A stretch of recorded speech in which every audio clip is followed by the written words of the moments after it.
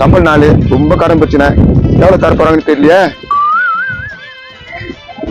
என்னப்பா நீ சம்பள நாள் சாயந்தரம் போலாமா? யோ ஏகப்பட்ட கடன் பிரச்சனை இருக்குதியா, அந்த எவ்வளவு தருவான்னு தெரியல. அதான் யாரா இவன் பிரிச்சு இல்லாம யாரா இருக்காங்க? நீ வீட்டுல இருக்கிற உனக்கு என்ன பிரச்சனை இருக்குது? வேலைக்கு சோட்டு கிடக்குற போடுறாங்க வீட்டுல. சரி அதெல்லாம் விடு, நான் சைடிஸ் நான் பாத்துக்கிறேன், மெயின் டிஷ்ல நீ பாத்துக்கோ. என்னது அந்த ஊருக்கா போயிட்டு போடா. சரி நான் மூளை தான் உக்காந்து இருப்பேன், சாயந்தரம் பாத்துக்கலாம். 1000 பிரச்சனை இருக்குது. இவன் வேற மனுஷன் மாத்தி விட்டுறானே. ஆனா அந்த கம்பெனில வேலைக்கு ஆள் எடுக்கிறாங்கண்ணா. மனுஷால தான் எடுக்கிறாங்க, கறியெல்லாம் எடுக்கிறது இல்ல. நோ நான் மனுஷால் தானே, என்ன பார்த்தா தெரியல. நல்லா இவ்வளவு முடி வச்சு காய்ச்சி பாய்ச்சி போய் இருக்குன்னு மனுஷாலன்றா. நோ வேலைக்கு ஆள் எடுக்கிறாங்களா இல்லையா சொல்லுண்ணா. ஏய் இப்படிலாம் தான் எடுக்க மாட்டாங்க, போ முடி வெட்டுமா போ. நான் முடி வெட்டினாதான் அந்த வேலை கிடைக்கணும், அந்த வேலையை தேவையில்ல போயா.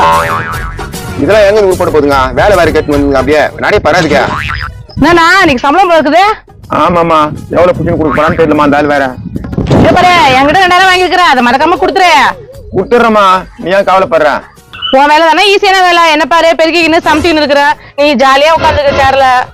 ஏமா ஒன்னா நீ வந்து உட்காந்துக்கா, நான் அந்த வேலைக்கு நான் போயிடுறேன். ஏன் இப்படி அநியாயத்துக்கு போங்கிற? மனசுல பட்டு சொன்னேன், ஏன் அப்படி கோச்சிக்கிறிய? உனக்கு மட்டும் என்ன குறை? கம்பெனில மீற சோறலாம் துணி துணி இந்த ஆளாட்டுங்கிற, நான் என்ன கேட்டனா? உனக்கு ரொம்ப கொழுப்பு தானே. சரி சாயங்காலம் சம்பளத்தை கொடுத்துரு. ஆமா நான் தான் கொழுப்புல நிறைய சோறு துண்றேன். போமா ஒரு 5 நாள் செக்யூரிட்டி வேலை செஞ்சான், சம்பளம் எப்ப தருவாங்க? 5 நாள் செஞ்சுக்கா, 5 நாள் செஞ்சுக்க தர மாட்டாங்க. நீ 5 நாள் செஞ்சு கேக்குற? என்ன சொல்ற? 5 நாள் வேலையை விட்டு வந்து இங்க செஞ்சான், 5 நாள் தர மாட்டாங்கப்பா. இது பாரு மாசம் ஃபுல்லா செய்யறேன், எனக்கு முழு சம்பளம் வந்தா தெரியல. மறக்காம இந்த வீடியோவை ஃபுல்லா பாருங்க, கீழே ஸ்கிரீன்ல கிளிக் பண்ணி